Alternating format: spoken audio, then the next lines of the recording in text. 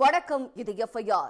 நாட்டின் பல்வேறு இடங்களில் நிகழ்ந்த குற்றங்கள் மற்றும் அதன் பின்னணி பற்றிய தொகுப்புகளை பார்க்கலாம். கோத்தகிரியைச் சேர்ந்த பிரபல எஸ்டேட் உரிமையாளர் 3 மாதங்களாக காணவில்லை என்று கூறி 500க்கும் மேற்பட்டவர்கள் உதகை மாவட்ட ஆட்சியர் அலுவலகத்தில் திரண்டு புகார் மனு கொடுத்திருக்கிறார்கள். மருத்துவமனைக்கு சிகிச்சைக்காக சென்றவர் திடீரென்று மாயமானது எப்படி?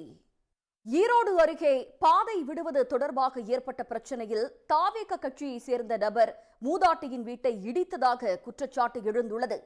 கட்ட பஞ்சாயத்து செய்தவர் மீது காவல் நிலையத்தில் புகார் அளித்தும் நடவடிக்கை எடுக்காததால் மூதாட்டி தற்கொலைக்கு முயன்றதன் பின்னணி என்ன? பத்தூர் அருகே 68 வயது மூதாட்டி கொடூரமாக வெட்டி கொல்லப்பட்டிருக்கிறார். காவல் நிலையம் அருகே நடந்த கொலைக்கான காரணம் நகையா, முன்விரோத பகையா?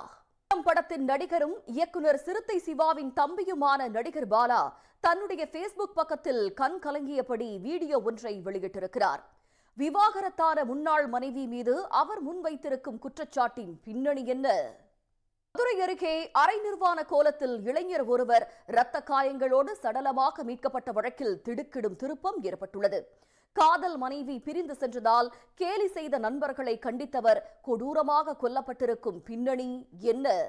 தெலுங்கானாவில் ரகசிய காதலுக்கு தடையாக இருந்த கணவர் மீது 2 கோடி ரூபாய்க்கு காப்பீடு எடுத்துவிட்டு கொலை செய்து விபத்து போல சித்தரித்த மனைவி கைது செய்யப்பட்டுள்ளார்.